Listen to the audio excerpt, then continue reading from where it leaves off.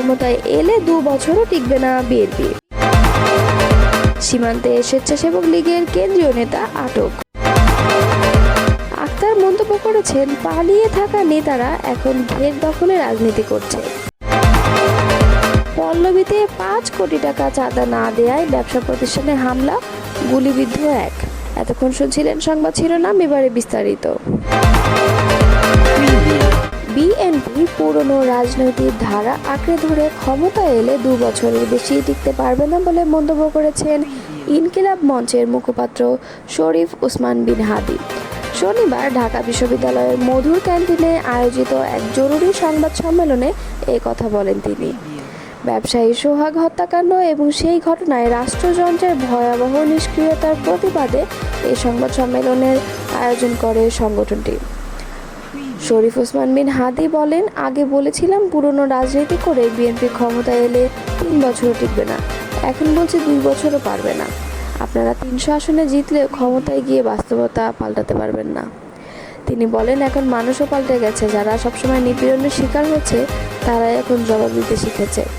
আপনি একটা বাজে কথা বললে মানুষ আপনাকে 3টা বাজে কথা শোনাবে। সংসদে বসেও যদি জনবিরোধী আইন করেন, জনগণ সংসদে গিয়েও জবাব দিতে দ্বিধা করবে না। বিএনপির উদ্দেশ্যে তিনি বলেন, আপনারা যদি সত্যিই পরিবর্তন চান তাহলে পুরনো পথ ছেড়ে নতুন করে রাজনীতি শুরু করুন। এটা হোক জুলাইয়ের রাজনীতি, মাঠে নামুন জুলাই ঘোষণাপত্র আর জুলাই সংবিধান নিয়ে। মুসলিম লীগের মতো ভুল করলে বিএনপিরও সেই পরিণত হবে। মুসলিম লীগকে কেউ হত্যা করেনি, তারা নিজের ভুলের ইতিহাস থেকে মুছে গেছে। এমনকি যে আওয়ামী লীগ স্বাধীনতার নেতৃত্ব দিয়েছিল সেই দলও আজ জনগণের আস্থা হারিয়ে পালিয়ে বেড়াচ্ছে। সিলেটের গোয়াইনঘাট উপজেলার তামাবিল সীমান্ত দিয়ে অবৈধভাবে ভারতে অনুপ্রবেশের দায়ে কেন্দ্রীয় স্বেচ্ছাসেবক লীগের উপসমাজ কল্যাণ বিষয়ক সম্পাদক মোখলেসুর রহমান সুমন বিএসএফের হাতে আটক হয়েছেন। শনিবার সকাল 8:15টায় বিএসএফ ও বিজিবির মধ্যে পতাকা বৈঠকের মাধ্যমে তাকে বিজিবির তামাবিল বিওপির কাছে হস্তান্তর করা হয়। সুমনকে সিলেটের গোয়াইনঘাট থানায় হস্তান্তর করেছে বিজিবি। বিষয়টি নিশ্চিত করেছেন গোয়াইনঘাট থানার ভারপ্রাপ্ত কর্মকর্তা সরকার তোফায়েল আহমেদ। জানা যায়, কেন্দ্রীয় স্বেচ্ছাসেবক লীগের নেতা মোখলেসুর রহমান সুমন ফরিদপুরের ভাঙ্গা উপজেলার বাসিন্দা।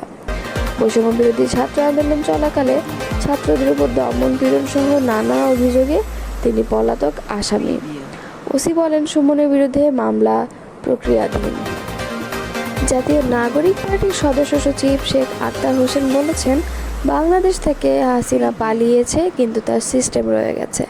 চাঁদার জন্য ঢাকায় একজনকে পাথর দিয়ে হত্যা করা হয়েছে। রামপালে এখন ঘের দখল চলে।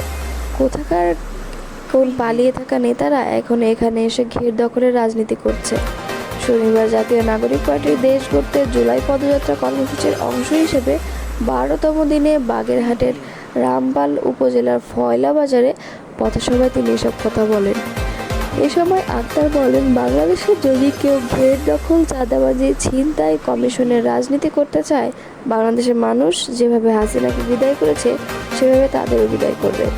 রামপালে কয়লা বিদ্যুতের নামে মানুষদের জলবায়ু সংকটে ফেলা হয়েছে। মোংলা বন্দর নিয়ে আন্তর্জাতিক ষড়যন্ত্র চলছে। তিনি আরও বলেন, সামনের বাংলাদেশ যেন কোনো গুম খুন না হয়, সেজন্য সব ক্ষেত্রে সংস্কার দরকার। একটি দল মনে করে শুধু নির্বাচন হলেই সব সংস্কার হয়ে যাবে। হাসিনাও তাই মনে করত। প্রতিষ্ঠানগুলোতে সংস্কার না হলে, পুলিশকে যদি নিরপেক্ষ না করা যায়, শুধু নির্বাচন দিয়ে গণতন্ত্র সম্ভব নয়। সংস্কার করে তারপর নির্বাচন দিতে হবে।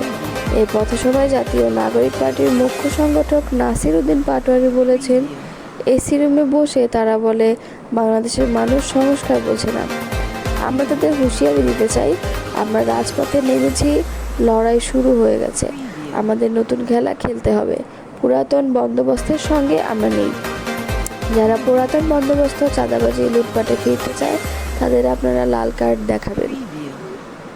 এবার 5 কোটি টাকা চাঁদা না দেওয়ায় রাজধানীর পল্লবীর আলিবর্দী টেক এলাকায় AK বিল্ডার্স নামে একটি ব্যবসা প্রতিষ্ঠানে সন্ত্রাসী হামলা ও গুলির ঘটনা ঘটেছে। এই ঘটনায় গুলিবিদ্ধ হয়ে শরীফুল ইসলাম নামে প্রতিষ্ঠানটির একজন কর্মকর্তা আহত হয়েছেন। শুক্রবার বিকেল 5টার দিকে ওই আবাসন নির্মাণ প্রতিষ্ঠানে হামলার এই ঘটনা ঘটে। হামলার CCTV ফুটেজ দেখা যায়। বেশ কয়েকজন লোক দেশীয় অস্ত্রসহ হামলা চালায়। তারা দৌড়ে সামনের দিকে যাচ্ছিলেন। এর মধ্যে একজনের হাতে বন্দুক ছিল, তাকে গুলি চালাতেও দেখা যায়। এক পর্যায়ে একজন গুলিবিদ্ধ হয়ে পড়েন। পরে তাকে একজন উদ্ধার করে নিয়ে যায়। প্রতিষ্ঠানটির কর্মকর্তারা জানান, হামলাকারীরা 5 কোটি টাকা চাঁদা দাবি করে না পেয়ে একদল লোক অস্ত্রসহ এসে হামলা চালায়। সেখানে গুলিও চালায় হামলাকারীরা। আর গুলিতে শরীফুল ইসলাম নামে প্রতিষ্ঠানটির কর্মকর্তা আহত হয়েছেন। তাকে কুর্মিটোলা জেনারেল হাসপাতালে ভর্তি করা হয়েছে। এই বিষয়ে প্রতিষ্ঠানটির চেয়ারম্যান মোহাম্মদ কায়ুম আলী খানের ছেলে আমিমুল এহসান জানান, 3 সপ্তাহ আগে জামিল নামে এক ব্যক্তি তার বাবার কাছে 5 কোটি টাকা দাবি করেন। টাকা না দেওয়ায় 2 দফায় প্রতিষ্ঠানে হামলা চালায় ওই ব্যক্তি তার সহযোগীরা। এ সময় সিসি ক্যামেরা সহ অনেক কিছু নিয়ে যায় সন্ত্রাসীরা। গতকাল 30 থেকে 40 জন সন্ত্রাসী এসে প্রতিষ্ঠানে হামলা করে। পল্লবী থানার ভারপ্রাপ্ত কর্মকর্তা শফিউল ইসলাম জানান, গুলির ঘটনায় এখনও মামলা হয়নি, কাউকে গ্রেফতারও করা যায়নি। এই ঘটনায় জড়িতদের গ্রেফতারের চেষ্টা চলছে। জানা গেছে, চাঁদা দাবি ও মামলার ঘটনায় গত বৃহস্পতিবার পল্লবী থানায় একটি জিডি করেছেন একে বিল্ডার্স চেয়ারম্যান। সেখানে তিনি অভিযোগ করেন, গত 27 জুন তার প্রতিষ্ঠানে প্রথমবার হামলা করা হয়। এরপর 4 জুলাই আবার হামলা করে অজ্ঞাত ব্যক্তিরা।